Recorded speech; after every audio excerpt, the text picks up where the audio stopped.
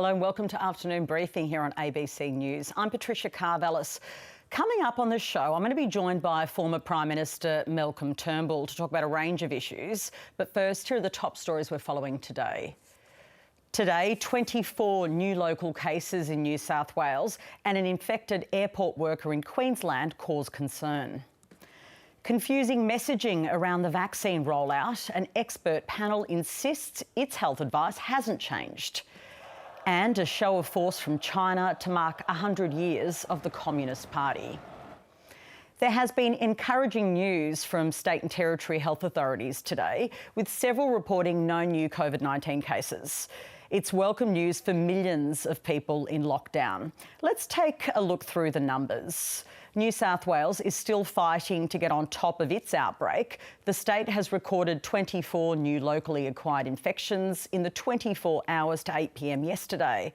Around half were in isolation for all or half of their infectious period. Queensland has recorded 2 new community cases on the second day of lockdown, with a record number of tests done in the past 24 hours. The Northern Territory has recorded 1 new case in the past day. The man was a close contact of the initial Tanami mine case, and authorities believe he has been in quarantine at Howard Springs throughout his infectious period. And there's good news in other states today, with no new cases in Western Australia, Victoria or South Australia. The New South Wales Premier is urging residents there to strictly follow lockdown restrictions. We know how transmissible this variant of the virus is, and we need to respond accordingly. So can I please urge anybody who leaves the house, assume that you have the virus or that people you come into contact with have the virus, and act accordingly. This is so important for us moving forward.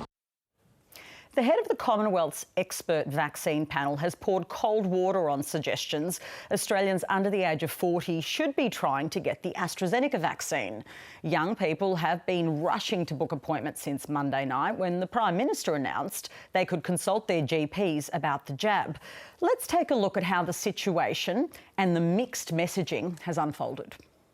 The advice does not preclude persons under 60 from getting the AstraZeneca vaccine. The medical advice remains clear and unchanged, and that is that AstraZeneca is preferred for over 60s and Pfizer is preferred for the under 60s. I think Australians don't know which way is up when it comes to the vaccine program. I don't want an 18-year-old in Queensland dying from a clotting illness who, if they got COVID, probably wouldn't die. I think you've seen a lot of medical leaders, myself included, College of General Practitioners, the AMA, distancing themselves from Dr Young's comments. We need to get this debate back on track. Australians can make the decision to have the AstraZeneca if they want to and they're over 18 and they're a consenting adult. Australians who want to should be able to have a conversation with their GP about whether they access that vaccine now or whether they wait. Everyone, particularly health officials, should adopt an approach of calm, sensible advice to the Australian people. There is a reason why we are only choosing from 2 vaccines at the moment,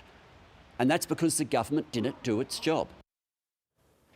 So there you have it. Quite mixed messages from some pretty significant national leaders when it comes to the vaccines that should be taken for young people, people under 60. Now, the reason this is a big deal, of course, is that we are, well, way behind on our vaccine strategy.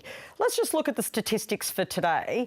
Today, 7.92% of Australians aged 16 years and over are actually fully vaccinated. So that's way behind where we wanted to be. That's where we're at. And of course, as a result of that, we're seeing a bit of a stoush about how to get there. The other part of this, of course, is that the Prime Minister announced out of National Cabinet the other night that if you're in this younger cohort, you can go consult your GP and encourage people to do that to get the AstraZeneca vaccine. ATAGI has now made it crystal clear that it's not the advice from them that you should be taking this vaccine, apart from in very small number of circumstances. The Queensland Chief Medical Officer, Jeanette Young, has doubled down on her comments yesterday, warning about deaths from AstraZeneca. So ultimately, I think it's a pretty confusing message. Now, the political ramifications are also quite interesting here. The Prime Minister hasn't been available today, but the former Prime Minister, Malcolm Turnbull, joins me now. Welcome to the program. Great to be with you, Patricia. Just 7.92% of Australians aged over 16 are fully vaccinated in our country as of today. What's your assessment of Australia's vaccine rollout? Well, look, it's hugely disappointing. I mean, we are way behind where we need to be. And really, it's inexcusable. You know, the other developed countries are so far ahead of us. The reason we're so far behind is because the government last year didn't buy enough vaccines. They didn't buy nearly enough Pfizer, and they didn't buy any Moderna. It's a comprehensive failure of administration, I'm afraid. There's no other. You can't put a gloss on it. It's not a philosophical issue or a policy issue where you've got three options and you choose one and it doesn't work, but the other two mightn't have worked either. This is just a failure to do the one single most important job the Commonwealth Government had, which was to get the country vaccinated. So it's hugely disappointing. Have you seen a bigger mistake made? Look, I can't think of one. I can't think of a bigger black and white failure of public administration than this. You know, governments make lots of mistakes, of course, as we all do. But this was something that was very doable. Get plenty of vaccines, get people vaccinated as rapidly as possible. That's what we were told was going to happen. We were warned that if we were not vaccinated quickly, we would be sitting ducks, at the risk of new variants. I remember Raina McIntyre making that point right at the beginning of the year. So, these lockdowns are a consequence of the failure to get the vaccination done, and it's a massive fail. Yeah, there's no point putting there's no point going on and on about how bad it is, because it's done, right? Yeah. So the important thing is to go forward, but there is also no point kidding ourselves that this hasn't been a phenomenal failure in public administration. I don't see how else you can describe it. We were told we were going to be at the front of the queue, right, for vaccination. Yeah. And right. Simon Birmingham has conceded that we are, I think he said Australia's at the back of the queue for Pfizer. How did we get to the back of the queue when we were at the front? Well, we never were at the front, right? I mean, that's the thing. I mean, we should have bought as many vaccines from as many makers of vaccine as we could. If we had ended up with a big oversupply of vaccines, that would have been, as they say, a high-class problem. And we could then have given surplus supplies to PNG or Indonesia or the Pacific. There's plenty of countries that we could have shared surplus vaccines with. But, how on earth we got to the point where we were short of the vaccines we needed, and let alone the confusion that you were talking about just a moment ago. It's mind-boggling. Vaccine hesitancy is a problem everywhere and at every time. It is as though governments are trying to do their utmost to maximise it at the moment with all of the disagreements and confusion. It's a mess. Did the PM that's the technical term. A mess. So it's a mess. I called it a schmozzle on my podcast today. So there you go, schmozzle. Did the PM make a mistake and muddy the message on the AstraZeneca vaccine after he came out of National Cabinet this week? Yeah, look, I don't understand that. The answer is yes, obviously he did. But what I don't understand is that the whole purpose of a cabinet is solidarity. It was cabinet, the principle of cabinet responsibility was supposedly founded by Lord Melbourne, a British Prime Minister back in the 1800s, when he, in frustration, threw up his hands and said, "Gentlemen, I don't care what we say as long as we all say the same thing." So the idea of coming out of the National Cabinet and announcing a new policy that had not been discussed, canvassed or agreed to in that cabinet is extraordinary. Because effectively that was, I don't know whether that was a thought bubble. I don't know whether Scott had workshopped that before. I have no idea. But the fact that you've got so many other premiers and chief medical officers disagreeing with it, and very vocally, obviously undermines confidence in the vaccine. I just want to say, by the way, that Lucy and I have had the AstraZeneca vaccine. Lucy's just as of today had her second shot, and my second shot is coming up in a couple of weeks. And I encourage everyone who can get vaccinated to do so. Malcolm Turnbull, is it just a case, do you think, that the Prime Minister urged young people, after providing this indemnity for doctors, to go potentially and talk to GPs about getting AstraZeneca because we just don't have enough vaccines in this country? We can make AstraZeneca here and he just needs jabs in people's arms. Yeah, well, we clearly don't have enough vaccines. We clearly don't have enough Pfizer. We don't have any Moderna. Yeah, for sure. That's obvious. We are short of vaccines, and that's because we didn't buy more last year. I mean, is that a case? This intrigues me genuinely, this question, right? Is it a case of just bad luck, or is it mismanagement? Well, of course it's mismanagement. I mean, the vaccines were available to be bought. You know, other countries. Why was everyone bad else luck so much that smarter than AstraZeneca us? didn't turn out as well as we thought. Yeah, but Patricia, seriously. Just asking a provocative question. No, it's a good question. It's a good question. But look, you know, there's no point making excuses for the inexcusable, right? It's a fundamental principle. You don't put all your eggs in one basket. It's obvious that with this pandemic, with the vaccines being developed very rapidly, you know, with a level of uncertainty, that you would acquire a number of vaccines in large quantities. And that would mean that if they all turned out to be absolutely right for all age groups, you'd end up with a big surplus. So what? Yes, it's dollars, but then you share that with other countries. You know, it is what I say, it's a high-class problem. But the idea of being left short, that was simply, it was.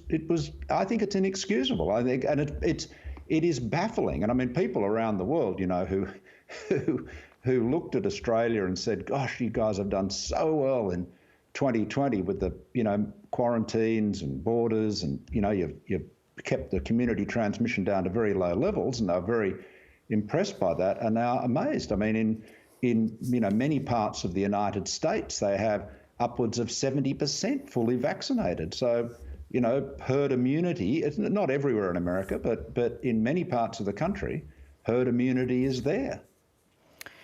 There have been 8 quarantine breaches in the last month in our hotels. When National Cabinet meets tomorrow, on Friday, the Victorian Premier Daniel Andrews will argue for up to an 80% reduction in hotel quarantine capacity for the next 3 months until we get our vaccination rollout to a mass scale. Is that a reasonable way to deal with this? Well, look, I guess, yes, I suppose so. I mean, whether it's 80% or 70% or 50%, you know, that's a judgment call. But again, the fundamental problem here has been a failure in public administration. I mean, Jane Halton recommended last year that we needed to have more of the cabin-style quarantine facilities provided by the Commonwealth, who does have the constitutional responsibility for quarantine, I hasten to note, and you know, like Howard Springs, so that you don't get that that transmission by aerosols, which is obviously how this disease is transmitted, and in particular the Delta strain. And you know, those facilities should have been put in place, but they're only now just starting to, you know, I guess, advance discussions. Look, you know, whether it is on the vaccination or the quarantine facilities, you have to scratch your head and say, how on earth could we have got into this situation? I mean, how on earth do you have people working in the front line with COVID, people with COVID not being vaccinated, and you know, in the case of the driver, apparently not wearing a mask? So you know, there's a lot of questions here. Now, I just hasten to add, with any quarantine system, there's always going to be the risk of breaches, human error, etc. So I think if you're going to rank the failures in public policy here, and there have been a lot of successes too, but the biggest failure is not getting enough vaccines. Your old Deputy Prime Minister, Barnaby Joyce, is back in the job 3 years after he stood down. What do you think of his return? Well, it's yeah. Look, I mean, that's the numbers game, right, in the National Party room. Sure, but what are the implications of his return? Are the issues around him resolved? Well, it depends if you mean the issues about, respect for women and allegations. He's denied, of course, the sexual harassment allegations. Yeah, well, time will tell whether those, whether that issue advances, depending on what other people say and do. I think from a policy point of view, Barnaby is clearly determined to do everything he can to prevent Australia making a commitment to get to net zero emissions by 2050. There has never been, in my recollection, an issue of global importance on which Australia is so at odds with its closest friends and allies than this one. We are really, really out of step. And Joyce is going to make it politically difficult, perhaps impossible, for the government to get in step. It is this sort of coal-hugging, climate-denying madness, because that's honestly what it is.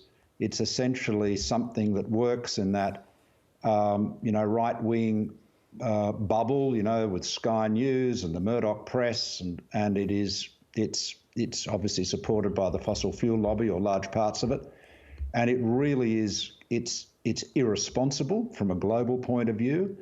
It's denying the reality of global warming and denying our responsibility to act, and it's also denying Australia potentially an enormous opportunity to become a clean energy superpower. We have all of the ingredients to do that, and this, I describe it as madness, which is probably not quite the right word, but it is so irrational.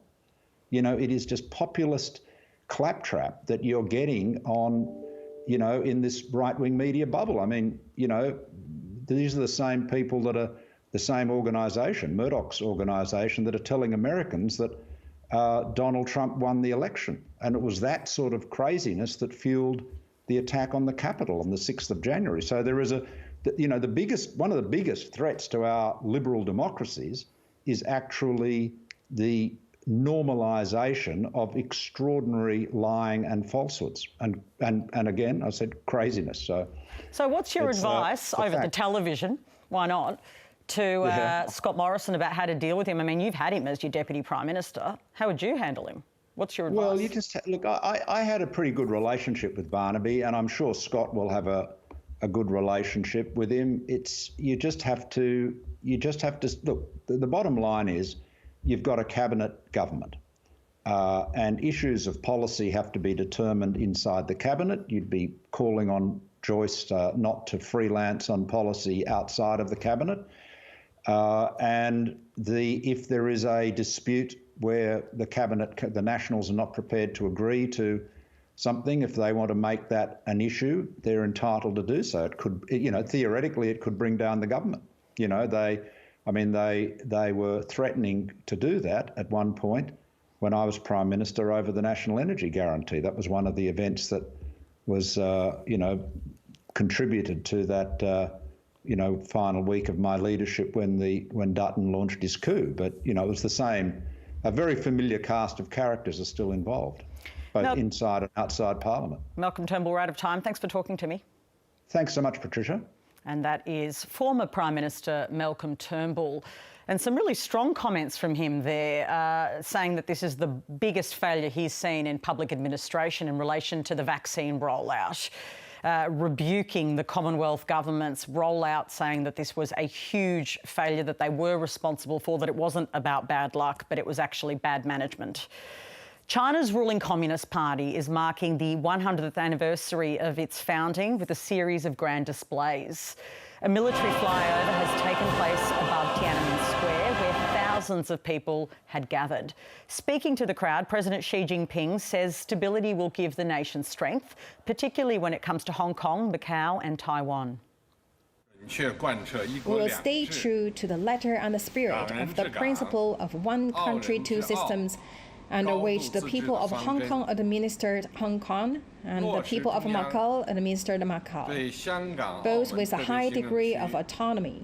Will ensure that the central government exercise overall jurisdiction over Hong Kong and Macau. We will uphold the one country principle and the 1992 consensus and advance peaceful national reunification. All of us, compatriots on both sides of the Taiwan Strait, must come together and move forward in unison. We must take resolute action to utterly defeat any attempt toward Taiwan independence and work together to create a bright future for national rejuvenation. No one should underestimate the resolve, the will, and the ability of the Chinese people to defend their national sovereignty and territorial integrity.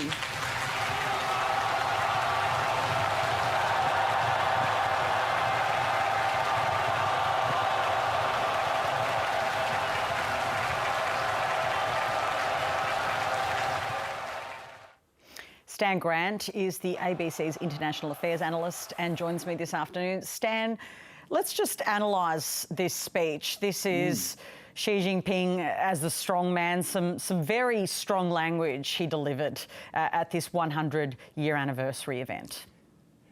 Yeah, look, it cements the Chinese Communist Party at the centre of all life in China. He talks there about the sovereignty of the Chinese people and territorial integrity, but that is indeed the sovereignty of the Chinese Communist Party. You notice some of the language there, Patricia, when he talked about a one country's principle. This is not one country's two systems, as we were led to believe was meant to be in place in Hong Kong after the handover for 50 years. He talked about autonomy in places like Hong Kong, but under the rule of the Communist Party. We know what that autonomy looks like. It means that Beijing chooses who the representatives are. Beijing chooses who gets to stand for election. Beijing chooses who gets to speak. Beijing chooses who gets to govern.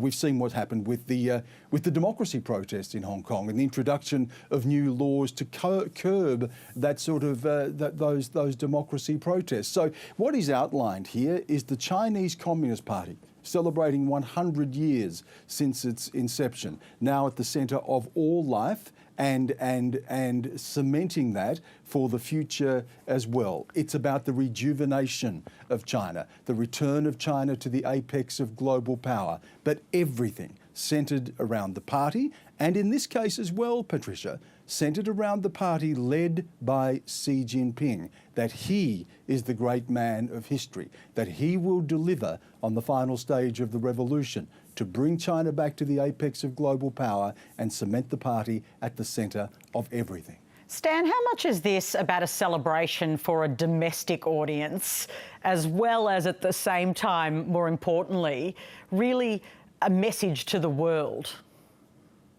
Yeah, I think you can actually join both of those things. I mean, you know, it's easy to look at what we see here with this celebration, and barely any countries do celebrations like the Chinese do. I've been there and seen these in the past. They are impressive sights. And you can look at this with an air of cynicism and say, look, is this all for show? Is this all because people have to say these things? And I don't think that's the case. I think people genuinely believe in this mission. You know, you talk to ordinary Chinese people there who have seen their lives transformed. The Chinese Communist Party has overseen a remarkable economic transformation from a country in my childhood that could barely feed itself, a country that emerged out of famine and revolution, to a country that is on the cusp of becoming the biggest economy in the world and has lifted 700 million people out of poverty. It is remarkable by any measure, and I think that outpouring that we're seeing there of celebration is genuine to the extent that people's lives have been transformed. So there is that domestic audience, there is that domestic message. But then, of course, inevitably, There is a message for the rest of the world, and Xi Jinping has once again said this: we will not be humiliated again. This idea of humiliation, the 100 years of humiliation, the domination of China by foreign powers, it sits at the heart of a Chinese identity that emerges out of this suffering. History is ever present in that Chinese identity, and it is the Chinese Communist Party, as Xi Jinping would see it, that has delivered the Chinese people from that sense of humiliation. And what is the message to the rest of the world? We are not going to change. We are successful. This has worked for us. And if you resist this, you will meet an iron wall of resistance built by the 1.4 billion Chinese people. And the message to Hong Kong, the message to Taiwan, the message to other outlying regions in the country is that the future of China is the Chinese Communist Party. It is to get with the system, if you like, to harmonise the country so that no one sings out of tune. So yes, a celebration, commemoration, marking the great achievements of the party, genuine outpouring of support for the party, but also a message to those inside who would resist that resistance is futile, and a message to those outside that any resistance, any pushback will be met by this iron wall that has been built by the Chinese Communist Party. Stan, thank you for your insights. That's it's a pleasure. Thank you. ABC's international affairs analyst Stan Grant joining me there. And later tonight, Stan Grant will host a special program, The Long March, 100 Years of the Chinese Communist Party. That's 9 p.m. Eastern here on the News Channel and anytime on iView. And you can keep up to date at news.abc.net.au and on iView. Here are the top stories on ABC News. New South Wales has recorded another 24 local cases, and the Premier is urging Sydney-siders to reduce their movement. Half of today's cases were in isolation for either all or some of their infectious period, but the other cases were in the community. Queensland has recorded 2 new cases today, while the Northern Territory has detected 1 new infection. More than 2,500 Australians aged under 40 have had a shot of AstraZeneca since the Prime Minister announced an expansion of the rollout. The Commonwealth's Vaccine Advisory Panel, known as ATAGI, says Pfizer is still its preference for those aged under 60. It says younger people shouldn't be receiving AstraZeneca, with limited exceptions. It's 100 years since China's Communist Party was founded, and celebrations are in full swing in the capital, Beijing. China's leader Xi Jinping has told crowds in Tiananmen Square his country won't accept lectures from other nations, alluding to further diplomatic tension to come. And US entertainer Bill Cosby has walked free from prison after his sexual assault conviction was overturned. In a majority decision, the Pennsylvania Supreme Court has found the case should never have been brought because of a non-prosecution deal Cosby entered into ahead of the previous civil case. He spent 2 years behind bars. Alice Springs is into its full first day of 3-day lockdown, ordered after a mine worker who travelled through the local airport tested positive for COVID. The Mayor of Alice Springs, Damien Ryan, says the Territory had been prepared to lock down to protect its remote communities. We live in a part of Australia where there's lots of vulnerable people. So overall, the community has taken to the lockdown. There's a bit of disappointment today because it is Territory Day and it's a time to celebrate, but people won't be doing that. That's been postponed to another time. The police and health are working through all of the remote communities. We have considerable, over 250 remote communities that circulate Alice Springs. Alice Springs is the only area in lockdown, and some of those remote communities are being allowed to come in and buy their groceries and so forth. The police are managing that along with the Chief Health Medical Officer and all of the health teams. It's a real big concern because remote communities are very mobile. We just have to continue to work in Alice Springs. Everybody is listening to it. We're helping the homeless. That work's been done. Wonderful gift from the East Coast today of tents and bags or sleeping bags for people who were homeless. So all of those bits and pieces are coming together in a very good plan.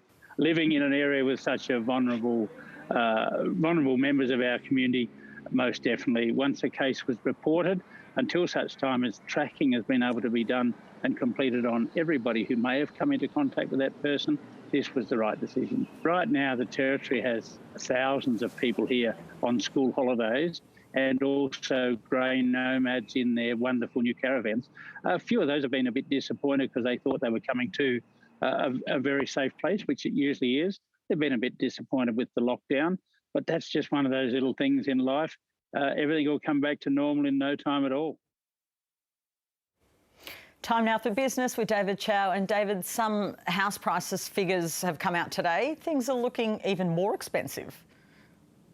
That's right, PK, a lot more expensive in most capital cities. So last month, the average property price in Australia went up by an extra 2% to around $645,000, according to the latest CoreLogic figures. When I say property, that includes houses and apartments lumped together. So if you step back and look at the entire financial year, Australian property prices went up by 13.5%. They're 13.5% more expensive. So that is the fastest price hike in 17 years. And that's thanks to record low rates and not as many people listing their homes for sale compared to previous years. So let's take Sydney's house market, for example. So the median house price in Sydney, $1.2 million.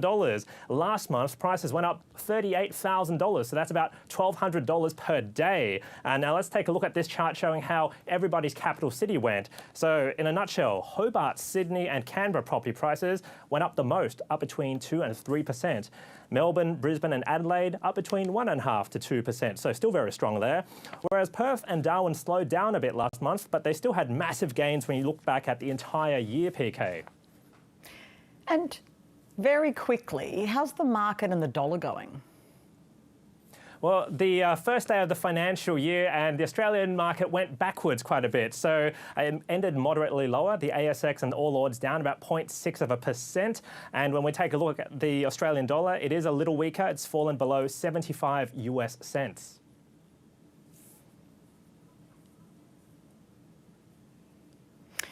Thanks, David. And that's David Chow.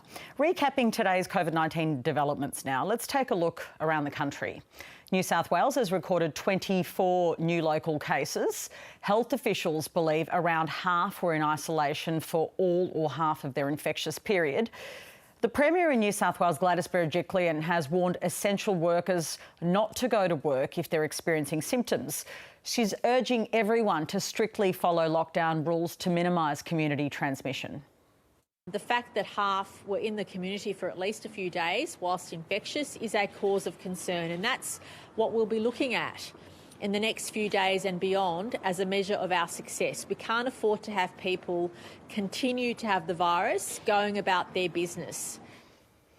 Queensland has recorded 2 new community-acquired COVID cases. One infection is linked to the Portuguese Family Centre in Brisbane southwest, with the person already in quarantine. The second new case is a worker at the Qatar Airways check-in counter at Brisbane International Airport, and it's believed to have been picked up from checking in international flight crew. Premier Anastasia Palaszczuk says it's welcome news the virus doesn't appear to be spreading in the community. The fact that we've had a large number of testing, plus we are not seeing more wide-scale community cases is very, very encouraging. And the Northern Territory has recorded 1 new case of COVID-19 in the past 24 hours. He is a close contact of the case from the Tanami mine in Central Australia, bringing that cluster to 16. Chief Minister Michael Gunner says the man initially tested negative to the virus, but has since returned a positive result overnight. At this stage, we have a high level of confidence that he was not infectious in the community and there is no additional risk to the community. We're talking a lot about vaccinations this week, as we should be. Casey Briggs joins me now for some analysis. And Casey, have we seen any lift in the speed of the rollout? Yeah, hi Patricia, good to see you. Well, not really is the bottom line. Let me just, I've got so many charts sometimes. 110,000, 112, the number of doses a day on average has been hovering about the same number for quite some time now. We've got quite a flat trajectory there, and I think it's largely down to the supply kind of issues that we are well aware of with the vaccine rollout in Australia. What we have learned a bit more about today is finally, after 4.5 months, the federal government has published some much more detailed breakdowns of how many people are vaccinated in each age group, how many have dose 1 and how many have both doses, and it gives us a bit clearer picture of how much vaccine coverage we have across, first of all, some of our most vulnerable populations, but then also younger people.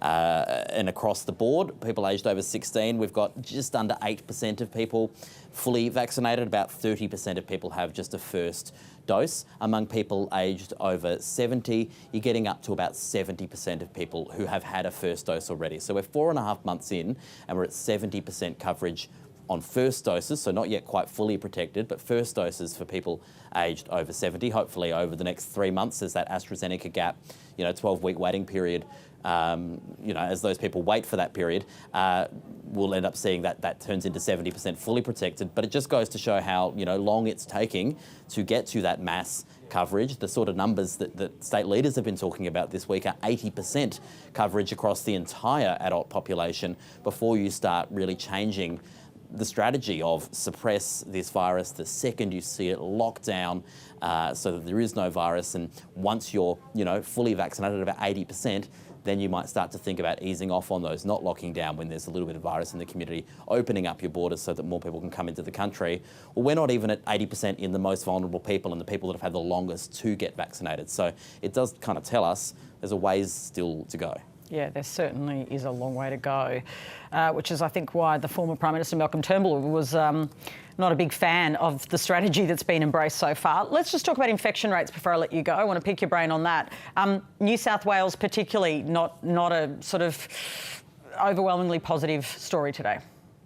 Yeah, look, it's a little bit so-so. I'm not going to sort of paint a tale of doom for you. I think that there is good and bad. We're sort of holding the line. It's not quite as good as yesterday. 24 cases, which is, a little bit higher, but, roughly kind of, we've seen these numbers bounce around a bit. One of the things we don't like is we've gone backwards in the number of people who are actively infectious in the community, have had a chance to infect others. It was only half of the cases yesterday were in that position. It's more than half of them today. So that's something we don't really like to see.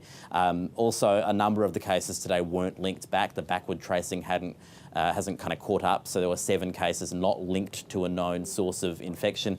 Some of those probably will be linked at some point, but you can see, a bit of a lag there. It's a bit of a slip in terms of this response, but it's not like we're kind of shooting off into the moon at any great pace. I think hopefully, this is the sort of variation that you see, and it has a long tail. We know it will have a long tail. Every cluster of this size we've ever seen in this country has had a long tail, but it's not the kind of steady improvement that we have seen for the last few days. So you can be a little bit disheartened. I'm not telling too much doom yet. Let's just give it a couple more days and see where we're at. All right, Casey, thanks for letting me pick your brain. Casey Briggs there. Time now for my political panel, and today it's National Senator Matt Canavan and Labor Senator Melandiri McCarthy also joins me. Welcome to both of you. Hi, Patricia. Good afternoon, Patricia. Starting with you, if I can, Matt Canavan. Malcolm Turnbull was on the program earlier. He said he can't think of a bigger black and white failure of public administration than the vaccination rollout. Has it been a failure? I mean, what have we got today? 7.92% of Australians fully vaccinated 4.5 months in? Look, I disagree with that completely. I think it's way over the top there. The key policy goal for us during a global pandemic is to save people's lives, is to keep people safe. And on that score, the Australian government and governments and Australia as a whole, Australian people as a whole, have done very, very well. There's only about 50 countries below us that have had a lower death rate than we've had. Most of those are isolated countries in the Pacific Islands, Sub-Saharan Africa, etc.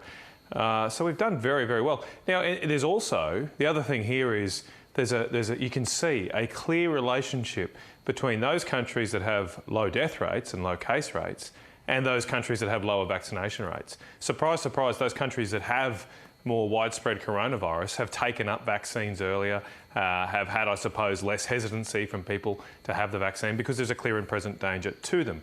But I would much prefer to be in a country that has a low death rate and a low vaccination rate rather than the vice versa. And so I don't think this necessarily utopian ideal world and country exists where both you're leading the world in vaccination and you have some of the lower death rates in the world. That doesn't really exist. So we can't make the perfect the enemy of the good. Our rollout, our response to COVID has not been perfect. There are things that could have been and should have been done better, but it's been very, very good, and most Australians are still alive compared to those in overseas countries, and that's a damn good thing. OK, Melindiri McCarthy, what do you make of that argument that's just been made by Senator Matt Canavan, where he's actually saying, well, let's base it on the deaths and we're doing all right? Well, it's pretty disappointing, really, Patricia. I did hear Matt say that in the Senate. And, Matt, seriously, we know that getting through COVID was certainly important in terms of last year. But let's be realistic. You know, we should have had at least 4 to 6 options in terms of the vaccination options. And that could have started well and truly into last year, into the late last year. We don't have those options. We've only got Pfizer and AstraZeneca, and even AstraZeneca now is causing mixed messages across the country, Patricia, in particular, around our First Nations communities as well. And I think it's important that when an error has been made here, Matt, and there certainly has been in terms of not having choices, more choices around the vaccination, it needs to be admitted to. OK. There's another point I just want to get you on, Matt Canavan, before I move to the Queensland situation, if I can. Anthony Albanese has tweeted that the Prime Minister has not spoken to the Australian people since Monday night. Half the country is in lockdown. This is not leadership. Australians deserve better. So we're on Thursday today. Monday is some time ago. He's right, more than half of Australians are in lockdown. Where is the PM? Shouldn't he be there to help Australians through this time? We know where he is. No, but where is he in the public discourse? He's in quarantine, of course. Well, look, I think what we have seen in the last few days is far too much talking from politicians, and in terms of the confusion that Malindiri raised there, I think that's principally because too many politicians have been out there speaking. So I don't think it's at all an issue that the Prime Minister has not got up and said more, because if there's no more news to say, well, we don't need to add to this running commentary and tit for tat that's going on right now. I think the example we saw of Queensland yesterday, the Queensland Labor government, was a low point in this response to the pandemic, where rather than deal with solutions during another lockdown in Queensland, the Queensland government decided to just flick the switch to let's blame everybody else but ourselves. And I'm not going to do that to Queensland. There are clearly deficiencies and things that go right and wrong during a pandemic. But what we should be focused on is fixing things and solving them. Yes, sure, Malindiri's right. In hindsight, wouldn't it have been great to get more Pfizer and Moderna at the time? But we didn't. Not lots of countries are in the same boat as us as not having lots of options. There's no country that has 4 or 5 options. That doesn't really exist, as Malindiri was trying to suggest. So AstraZeneca didn't turn out as we thought. Let's fix it. That's why we've got 20 million doses of Pfizer coming the second half this year, and 20 million of Moderna after that. So we will have more choice. That's what we've got to focus on as a nation, not this constant carping and criticising and commentating. Let's get it fixed. Yeah, fixing it, I don't know anyone who'd disagree with try and fix this. Malindiri, interesting point made by Matt Canavan. Basically, politicians should get out of the way. Well, I actually want to pick up on the last thing he said in terms of let's get this fixed. Well, yes, please, Matt Canavan, can you and the Prime Minister get this fixed? We know that calling on quarantine facilities across the country has been essential, certainly for the last 6 to 8 months, if not 12 months.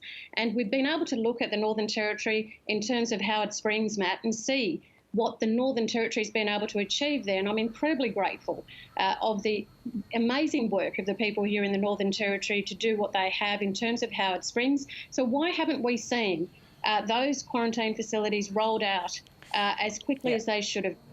All right, I want to talk about the Queensland situation, but with my question rather than just your commentary, if I can, Matt Canavan, which is this. Are you comfortable with the Prime Minister the other night coming out and saying, you know, encouraging people who are young, under 60, to go and get AstraZeneca, given we now have a target? They've come out today and made it quite clear that they think that with the exception of some maybe few cases, really, young people shouldn't be getting AstraZeneca. Well, what I agree with, just to be clear, what I heard the Prime Minister say is that people should be free to get AstraZeneca after consulting with their own GP. This is encourages young people to go to their GPs, the word encourages. Yeah. Well, I do agree with that. I encourage people to go and see their GP and talk about their individual medical circumstances. I don't think it is the right approach to have blanket rules on these issues, especially with something that is of low risk to the average person, as the clotting we've seen in AstraZeneca. That's not to say there is elevated risks for some individuals with underlying conditions. That's why it's important for people to go see their GP and not just turn up to a mass hub or something like that and get AstraZeneca. You should go talk to your GP. But the appropriate decisions that are made on medical issues are made between individuals and their medical experts, their doctors, providing them advice. That's the situation that's the approach we take to other situations, like getting anaesthetics, which does come with risk, can lead to fatal outcomes. But you're always told when you go to the dentist or in hospital, here are the risks. You know, you've got to sign a form. You decide. And that approach serves us really, really well. And I don't see why we should depart from that, giving individual patients their choice about the risks after an informed discussion with their GP. That is exactly how things Is that reasonable, the PM just indemnifying doctors to give people another choice? Well, look, I think what's important here, Patricia, is that all Australians do look to their leaders, irrespective of politics. And when they see the confusion that has occurred massively over time in relation to AstraZeneca, it is not helping ordinary Australians. It's not helping those people in rural and remote regions. And I do think that everyone has to take a deep breath here and recognise that we've got to get this right for all Australians. And of course, it makes sense for any person getting any kind of vaccine to be checking with their local doctor and GP. But let's be clear, there has been a massive confusion here, and that has to stop from the Prime Minister down. Melandiri, just staying with you, you're a senator in the Northern Territory. Alice Springs is under a 72-hour lockdown. How concerned are you that the virus could spread into vulnerable Aboriginal communities?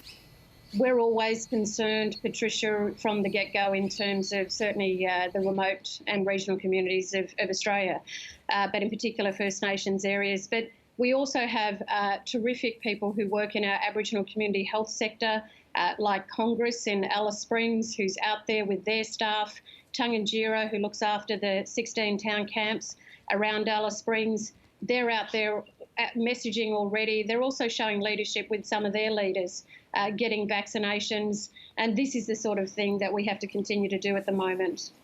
Just a final question to you, Matt Canavan, because National Cabinet meets tomorrow, and I know certain premiers really want to push for a radical reduction in the number of overseas intake, including, you know, Australians coming in and others, as we've learnt. Is that reasonable until we have higher levels of vaccination, given, and I've just looked at this today, 8 quarantine breaches in the last month? I think that would be a backward step. I'd like to see us increase the number of people that are coming back overseas over time. We've got to learn to live with COVID. Yes, there will be outbreaks as a result of that, as we've seen, but we just cannot completely depart from all the risk here. Fortunately, and it is fortunately, there has not been a single death from coronavirus where it's been caught in Australia this year. Not a single death. And so to go from that situation and say, okay, now we're going to shut the borders again, we're going to stop, we're going to reduce the number of desperate Australians when they come home to their own country, I don't see the need for that. We've just got to manage this, vaccinate people as we can. As you said earlier in your program, 70% of people in those older age brackets have now got at least one shot. We are getting there. And younger people, of course, don't face the same fatality risks from coronavirus. So we've got to get the balance here right and adjust ourselves over time and open up. We cannot just keep locking down every time there's a risk of this disease. Thanks to both of you. We're out of time. Appreciate both of you joining me. National Senator Matt Canavan there and Labor Senator Melandiri McCarthy. As we've covered this afternoon, Australia has recorded its highest numbers so far in its COVID-19 vaccine program, more than 160,000 doses administered today. It takes the total number of shots administered since the rollout began to 7.8 million. Nearly 8% of the adult population has now been fully vaccinated against COVID-19. Professor Robert Boy is an infectious diseases specialist and epidemiologist at the University of Sydney and the chair of the scientific committee of the Immunisation Coalition. Welcome. Welcome to me. Thank you. Yes, to you. Malcolm Turnbull says this is the biggest failure in public administration he's seen. We're nearly at 8% fully vaccinated. How can we boost vaccination rates? Well, it's very clear that we need to upskill the GPs. And we've got a lot of people on board, but we need a lot more. We're achieving 750,000 a week. We need to double that to 1.5 million, and then in September we can go to 3 million a week. That's the only way. Cut the mustard by Christmas. Now, Professor Boy, what's your analysis of the way that this AstraZeneca advice has been handled? We heard some very strong rhetoric coming out of Queensland. ATAGI has now clarified they don't want younger people to have it. How much does that muddy the message around AstraZeneca? Well, I don't want to muddy it anymore. No. I think there are some we don't like mud clear here. messages. No, I think there's some clear messages. The AstraZeneca vaccine is safe for people over 18. It's the preferred vaccine for people 60 and above. I'm in my 50s. I've had AstraZeneca. I'll have it again. However, the ATAGI advice is that the preferred vaccine is Pfizer. Now, that doesn't mean that GPs can't spend time with their patients and explain the issue carefully, answer the patient's questions, and someone in their 20s who might be in the eastern suburbs of Sydney might want to have a vaccine right away. And if the only thing they can get is Zoster and they want to have it, they should have it. So, in terms of, as you say, you've explained, how we're going to accelerate this vaccine rollout or how you think it can happen. Obviously, there are some other suggestions that are being put forward at the moment, including workplaces being able to administer it. How much would that help in getting it rolled out faster? The uptake very much by going into workplaces with trained immunisation nurses. We do that every year, and we achieve thousands of vaccination uptake with workers who are potentially on the front line, aged care workers, for example. It's great that they're all getting vaccinated now, but we've been a bit slow with doing that. So there are a host of measures that can be done. I get calls from people who say, my school wants to help. We want to use our stadium to help. There's people out there who want to help, and if they can be trained and upskilled and we use the appropriate immunisation nurses and other workers, it can be done.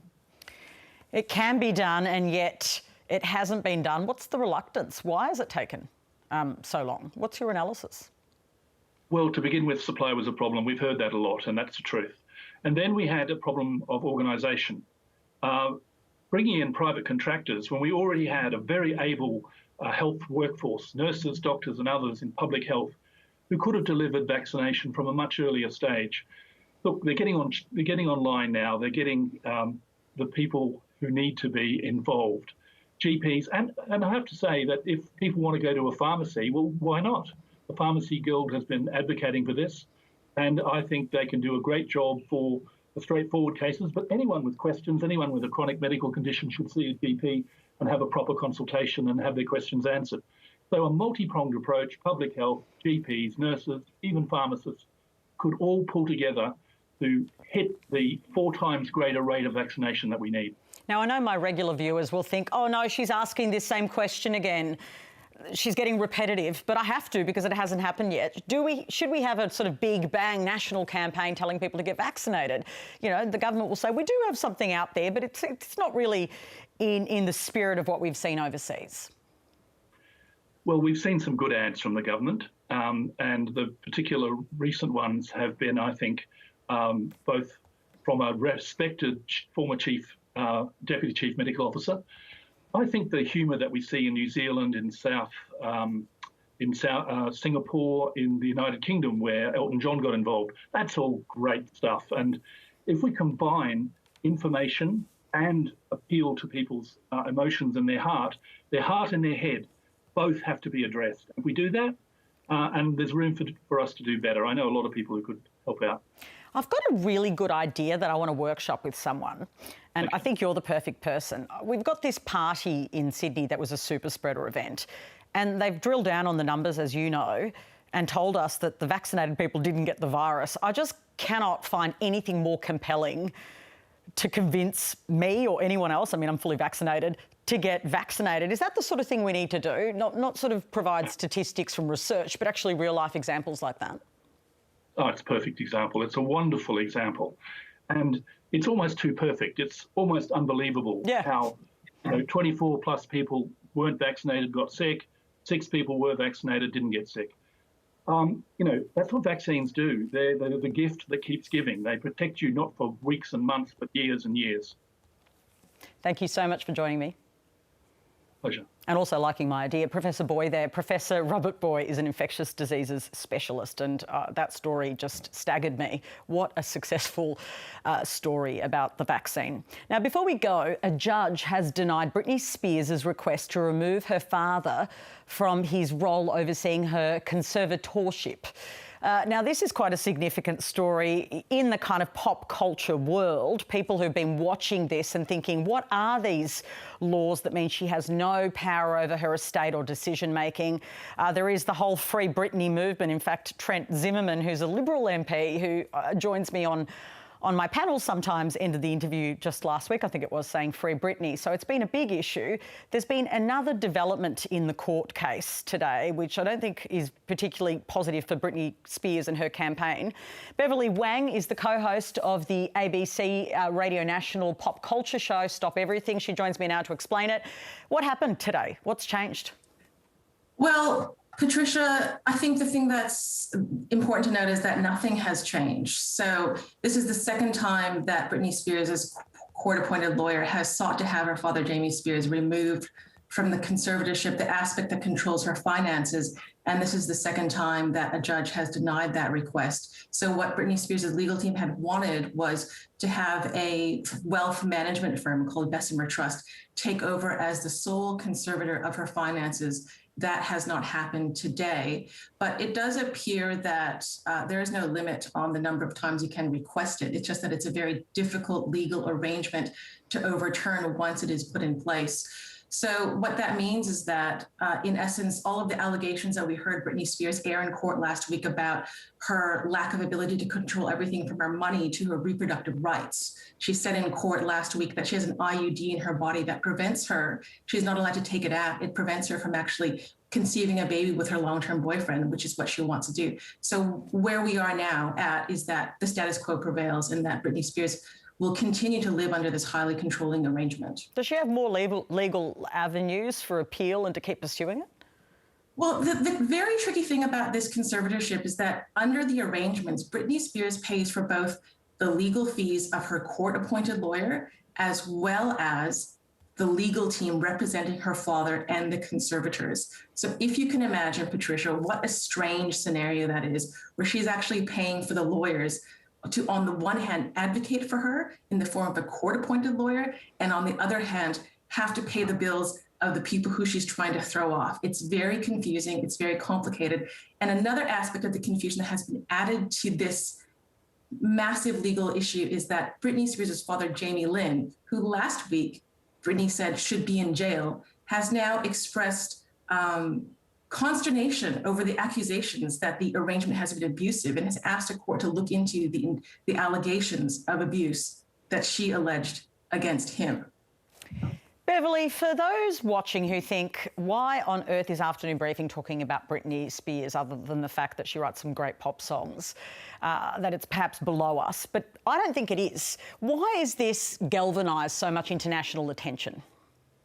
Well, at the very core of it, Britney Spears is a grown woman, a 39-year-old woman who is in charge of her faculties. Under the time of the conservatorship, she has toured the world, released albums, and had a highly successful residency in Las Vegas. I think any woman, Patricia, watching, you and I included, hearing the news that a woman so successful is unable to even make basic decisions about her body is shocking and appalling. And we can all relate to that regardless of whether we're pop stars or regular folks. Yes, Beverly, you've certainly reflected my own feelings about it. Thanks for coming on the show. No worries. Beverly Wang is the co-host of Stop Everything, and you can catch her new episode tomorrow at 10 a.m. on the ABC's Radio National program that she co-hosts with Benjamin Law, or you can listen on the ABC Listen app. It's 100 years since China's Communist Party was founded, and celebrations are in full swing in the capital, Beijing. We've been talking about that extensively this afternoon. You can go to iView and watch the whole of afternoon briefing where we spoke to Stan Grant about that issue. It's obviously pretty significant, and the pomp and ceremony has been quite remarkable, including the speech by the Chinese president today. Also, my interview with Malcolm Turnbull, former Prime Minister, who really was not a big fan of the vaccination rollout, saying it was the biggest failure he'd seen in public administration, and that it wasn't just bad luck, but actually bad management by the Morrison government. So you can look that up. It's called Afternoon Briefing on iView. Stay with us here on the ABC News channel for more of our top stories. I'll be back tomorrow at 4 p.m. for all of the top stories and also my panel. I'll catch you tomorrow. Have a great afternoon.